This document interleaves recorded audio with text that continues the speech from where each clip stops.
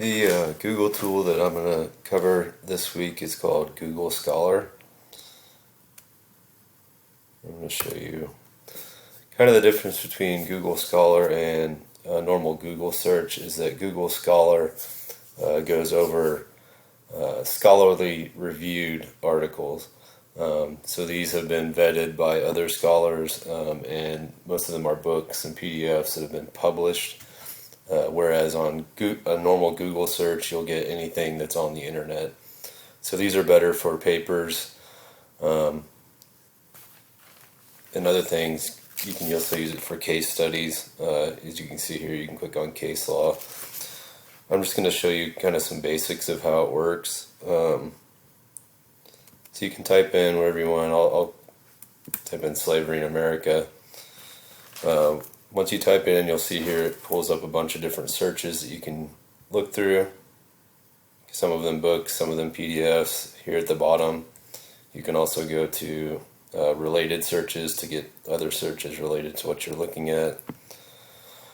On the left here, you can see that you can filter the search based on a range. So if you want more recent, you go click on since 2020. Okay, it'll give you more recent searches for Google Scholar.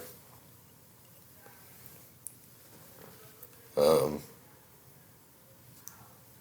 save a search to your library, okay, you click this star. Okay, and once you click the star, it's saved to your library. You can get to your library by clicking over here on My Library, or you can go to the three lines here and click My Library. Okay, and then it'll pull it up for you. Another thing you can do with this is that you can get citations. So to get a citation, if you go back, you can look here.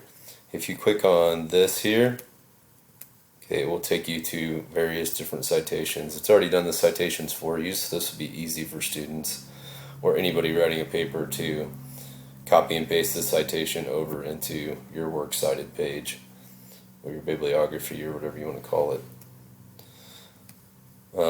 Another thing you can do is you can create an alert. So if you want to get updates on new articles that have came out, you can click create alert. I'm just going to go ahead and do this. So you just click create alert, and it will then send you an email if there's any new citations on that subject matter.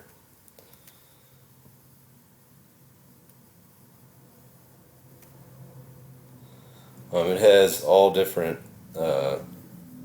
databases that it looks at. If you're looking here, it gives you on COVID-19, it's got CDC, Nature, Science Magazine, New England Journal of Medicine. So you can look up CDC or COVID sources for within these sources. So it's essentially kind of like a library database. It's a little bit easier to navigate through. It will not be as comprehensive as a library database, so you can use the library databases to further your searches. If we just go back and you click on one,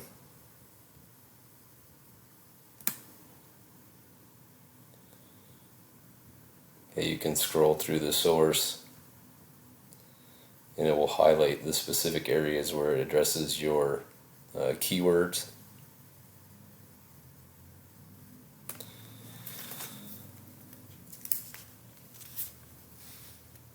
Kind of some ideas that I thought of that you could use this for. Obviously, you could use it for research papers. You could use it for citations, for book reviews, for social studies. If you go back, you could use it still for those things. You can also use it for case law. So if I want to look up case law for slavery in America, you can type in case law. It will give you the specific cases. Dred Scott being a popular one, and you can read through the case laws. This would be good for when you're studying the amendments in government or Supreme Court decisions and things like that. I think this is just a really easy kind of platform to use. as opposed to some library databases. This one's free. You don't have to be tied to any kind of library, but it can also lead you to library databases that you can then further your searches with. That's about all I've got for Google Scholar. Like I said, it's a cool source, and would be very good for research papers because it gives you vetted information. It makes it easy to do your citation pages, and it can lead you to new searches.